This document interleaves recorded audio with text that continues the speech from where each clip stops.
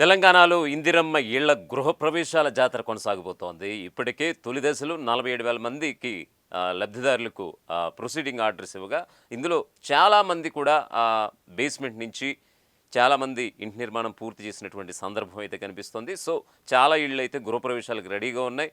పేదోడి అడుగు త్వరలోనే అంటే ఈ నెలాఖరులోనే ఇందిరమ్మ ఇళ్లల్లో అడుగు పెట్టబోతున్నారు పేదవాళ్ళ కుటుంబం. సో ఈ క్రమంలో సీఎం రేవంత్ రెడ్డి చేతుల మీదుగానే గృహప్రవేశాల జాతరకి అన్ని కార్యక్రమాలు కూడా సర్వాంగ సుందరంగా ముస్తాబు చేసేందుకు కూడా ఇటు అధికార యంత్రాంగం కూడా సమాయత్తమైంది. ఇక ఓవరాల్గా ఈ డీటెయిల్స్లోకి వెళ్తే ఈ నెలాఖరు నుంచే ఓవరాల్గా ఇందిరమ్మ గృహప్రవేశాల జాతర కొనసాగబోతుందన్న వార్త విషయానికి వస్తే కనుక మనం ఒకసారి చూద్దాం దీనికి సంబంధించిన డీటెయిల్స్. ఈ నెలాఖరులో తెలంగాణ ఇందిరమ్మ ఇళ్ల గృహప్రవేశాల జాతర జరగబోతోంది. తొలి దశలో ఎంపికైన లబ్ధిదారులు సుమారు 100 మంది స్లాబ్తో పాటు ప్లాస్టరింగ్ అన్ని పూర్తి చేసుకుని ఇళ్లలోకి దిగేందుకు సిద్ధంగా ఉన్నారు. వీరందరితో ఈ నెల చివరిలో సీఎం రేవంత్ రెడ్డి చేతుల మీదుగా గృహప్రవేశాలు చేయించేందుకు అధికారులు సన్నద్ధమవుతున్నారట. ఈ ఏడాది జనవరి 26న ఇందిరమ్మ ఇళ్ల మంజూరు పత్రాలు అందుకున్న లబ్ధిదారులు శరవేగంగా ఇళ్ల నిర్మాణం చేస్తున్నారు. ఇప్పటి వరకు 20,000 ఇళ్ల నిర్మాణం బేస్మెంట్ పనులు స్టార్ట్ కాగా ఇందులో 5,000 మంది బేస్మెంట్ నిర్మాణం పూర్తి చేశారు. ప్రభుత్వం నుంచి ₹1,00,000 ఆర్థిక సాయం అందుకుని గోడలు కూడా నిర్మిస్తున్నటువంటి పరిస్థితి అయితే కనిపిస్తోంది. ఇందిరమ్మ ఇళ్ల బేస్మెంట్ పూర్తి చేసుకునే లబ్ధిదారులకు ప్రతి సోమవారం తొలి దశ సాయం అందజేస్తామని ఇటీవల ప్రభుత్వం ప్రకటించింది. దానికి అనుగుణంగానే గత కొద్ది రోజుల నుంచి ప్రతి సోమవారం కూడా లబ్ధిదారుల బ్యాంక్ ఖాతాల్లో తొలి దశ సాయం ₹1,00,000 చొప్పున డబ్బులు పడుతూ వస్తున్నాయి. ఇక రాష్ట్ర వ్యాప్తంగా 2వ విడత లబ్ధిదారుల ఎంపిక శనివారంతో ముగిసింది. నియోజకవర్గానికి 3,500 ఇళ్ల చొప్పున 119 నియోజకవర్గాలకు గాను అంటే రాష్ట్ర వ్యాప్తంగా ఉండేటువంటి 119 నియోజకవర్గాలకు గాను 4,16,500 మంది లబ్ధిదారులను ఎంపిక చేయాల్సి ఉంది.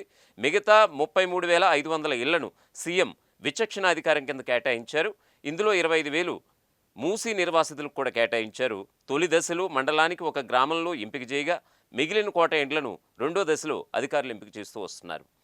ప్రజాపాలనలో అప్లికేషన్ పెట్టుకున్న వారిలో తొలి దశలో సొంత జాగా ఉన్నవారిని ఎంపిక చేయగా గ్రామ సభలో ఎంపిక చేసిన లబ్ధిదారుల వివరాలను వెల్లడించి తరువాత ఇందిరమ్మ కమిటీలకు అందజేస్తూ వస్తున్నారు. అనంతరం ఎమ్మెల్యేకి పంపి తరువాత జిల్లా ఇన్ఛార్జిగా వ్యవహరిస్తున్న మంత్రి ఆమోదం తీసుకుంటున్నారు. ఆ తర్వాత కలెక్టర్లు ఫైనల్గా లబ్ధిదారులకు ఇండ్లను మంజూరు చేస్తూ వస్తున్నారు. ఇక 2వ దశలో శనివారం వరకు లబ్ధిదారుల ఎంపిక పూర్తి చేయాలని ప్రభుత్వం ఆదేశించగా ఆ మేరకు కూడా పూర్తి చేయడం జరిగింది. ఇందులో దాదాపుగా 2,08,000 మందిని ఎంపిక చేశారని కూడా పూర్తిగా సమాచారం అయితే ఉంది. ఇందులో 1,05,000 మంది దానికి 1,05,000 మందికి సంబంధించిన సర్వే పూర్తి చేసి కలెక్టర్లకు ఎంపీడీఓలు దానికి సంబంధించిన ఆ నివేదికను కూడా పంపించారు. జిల్లా ఇన్ఛార్జ్ మంత్రి ఆమోదించగానే ఈ నెల 12 నుంచి కూడా ఏదైతే 1,05,000 మంది ఉన్నారో ఈ 2వ విడతకు సంబంధించి వాళ్ళందరికీ కూడా జిల్లా ఇన్ఛార్జ్ మంత్రులు కావచ్చు, అలాగే ఎమ్మెల్యేలు వీళ్ళందరి ఆధ్వర్యంలో కూడా సదరు లబ్ధిదారులకు ఈ 2వ విడత కింద ఇళ్ళు నిర్మించుకోవచ్చు అంటూ కూడా మంజూరు పత్రాలు అందజేయబోతున్నారు. అంటే అవన్నీ ప్రొసీడింగ్ లెటర్స్ ఇవన్నీ కూడా. తొలి దశలో భాగంగా ఈ ఏడాది జనవరి 26న రాష్ట్ర ప్రభుత్వం మండలానికి ఒక గ్రామాన్ని ఎంపిక చేసి మొత్తం 71,000 మందికి ఇళ్లను అయితే మంజూరు చేసింది. సర్వేలో 6,000 మందిని అనర్హులుగా తెలిసి వారిని పథకం నుంచి కూడా తొలగించింది. అంటే తొలి దశలో 71,000 మందిని మంజూరు చేయగా 71,000 మందికి ఇందిరమ్మ ఇళ్ల నిర్మాణం మంజూరు చేయగా మధ్యలో కూడా కాస్త స్క్రూటినీ చేయడం జరిగింది. ఇలా తొలి దశలోనే 6,000 మందిని అనర్హులుగా తేల్చి వారిని పథకం నుంచి కూడా తొలగించేసినటువంటి పరిస్థితి. ఇక 71,000లో తొలి దశకు సంబంధించి 6,000 మంది పోతే మిగతా 65,000 మందిలో ఇప్పటి వరకు 47,000 మంది లబ్ధిదారులకు ఇళ్లను కూడా మంజూరు చేశారు. ఇందులోనే మంజూరు చేశారు. రీసర్వే పూర్తవుతున్నందున మిగతా వారికి కూడా త్వరలో ఇండ్లను శాంక్షన్ చేయబోతున్నారని కూడా ఆయా జిల్లాల కలెక్టర్లు కూడా చెప్తున్నటువంటి పరిస్థితి అయితే కనిపిస్తోంది. రాష్ట్ర వ్యాప్తంగా ఇప్పటిదాకా 100 మంది బేస్మెంట్ అలాగే గోడలు స్లాబ్ ప్లాస్టరింగ్ పూర్తి చేశారు.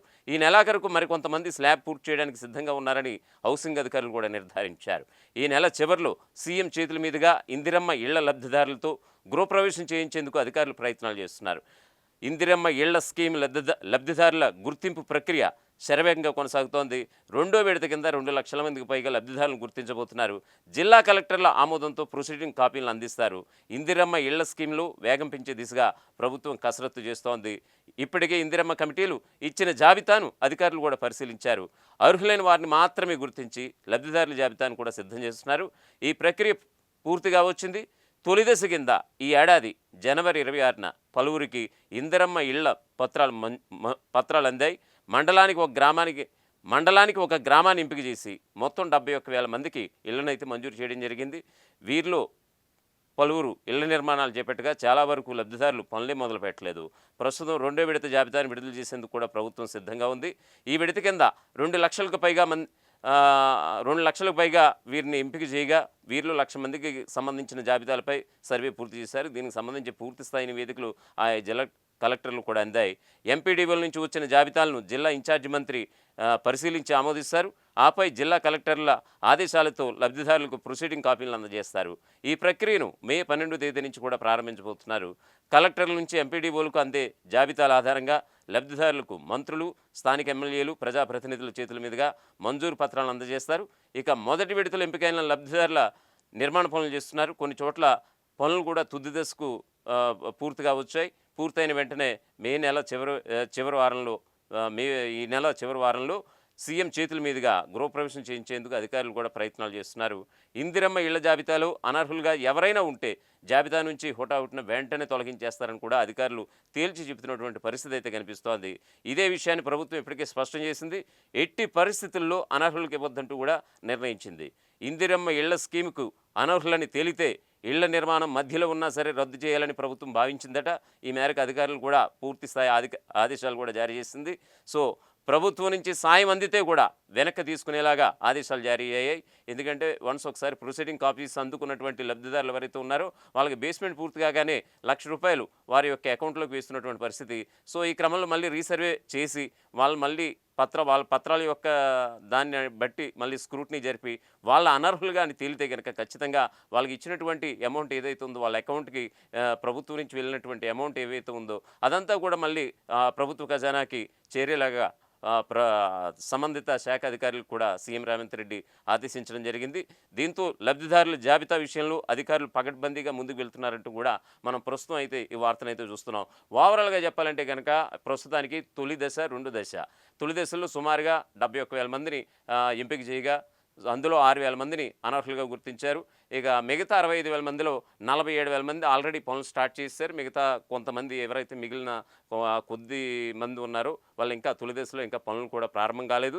ఈ మధ్యనే 2 రోజుల క్రితం కూడా ఒక వార్తను చూసాం. ఖచ్చితంగా ఇందిరమ్మ ఇళ్ల నిర్మాణం ఆర్థిక సమస్యలతో ఎవరైనా కూడా చేపట్టకుండా ఉంటే కనుక కనీసం అంటే ఖచ్చితంగా ఈ ఇందిరమ్మ ఇళ్ళు అనేవి మహిళల పేరిటే వాళ్ళకి శాంక్షన్ చేస్తున్నారు. కాబట్టి సంబంధిత మహిళ ఎవరైతే లబ్ధిదారు ఉన్నారో ఖచ్చితంగా ఏదో ఒక మహిళా సంఘంలో సభ్యురాలుగా ఉండాలి. అటువంటి మహిళకి ఖచ్చితంగా ఆర్థిక సమస్య ఏమైనా ఉంటే కనుక ఖచ్చితంగా అధికారులకి నివేదించుకుంటే కనుక కనీసం బేస్మెంట్కి యాక్చువల్గా ఇప్పుడు ఉన్నటువంటి ప్రొసీడింగ్స్ ప్రకారం బేస్మెంట్ పూర్తి చేస్తే ₹1,00,000, తర్వాత మిగతా 4 లక్షలు విడతల వారీగా ఇచ్చేటటువంటి కార్యక్రమం అయితే కొనసాగుతుంది. సో ఇప్పటివరకు మీ దగ్గర ఆర్థిక సమస్యతో ఇందిరమ్మ ఇళ్ళు పనులు ప్రారంభించుకోకుండా ఉంటే కనుక ఖచ్చితంగా సమీప అధికారి దృష్టికి మీరు తీసుకువెళ్ళండి. ఖచ్చితంగా ప్రభుత్వం ఇచ్చినటువంటి గైడ్లైన్స్ ప్రకారం మీరు బేస్మెంట్ పూర్తి కాకుండానే ₹1,00,000 మీరు ముందుగానే పొందే అవకాశం ఉందంటూ కూడా 2 రోజుల క్రితం కూడా ప్రభుత్వం నుంచి వచ్చినటువంటి వార్త కూడా మనకు కనిపిస్తోంది. సో ఓవరాల్గా చెప్పాలంటే కనుక ఇందిరమ్మ ఇళ్ల విషయానికి వస్తే కనుక సీఎం రేవంత్ సర్కార్ అర్హులకి ఇవ్వాలి. ఖచ్చితంగా పేదోడు ఖచ్చితంగా ఒక సొంతింటి కల సాకారం చేసుకోవాలనే దిశగా ఏదైతే సంకల్పించారో ఆ దిశగా ఖచ్చితంగా వెళ్తున్నారంటే కనుక సుస్పష్టమవుతోంది. సుమారుగా ఈ నెలాఖరులో చాలామంది కుటుంబాలని ఇందిరమ్మ ఇళ్ల గృహప్రవేశాల జాతరతో వాళ్ళ యొక్క స్వగృహాలకి పంపించేందుకు గృహప్రవేశాలతో వాళ్ళ ఇళ్లలో నివసించేందుకు కూడా సీఎం రేవంత్ రెడ్డి కాంక్షిస్తున్నారు. సో ఈ క్రమంలో ఈ నెల చివరి వారంలో ఇందిరమ్మ ఇళ్ల గృహప్రవేశాల జాతర కొనసాగబోతుందన్న తాజా వార్తతో నిజంగా చాలామంది తెలంగాణలోని పేదింటి కుటుంబాలు చాలా ఆనందంతో ఉన్నటువంటి పరిస్థితి అయితే కనిపిస్తోంది.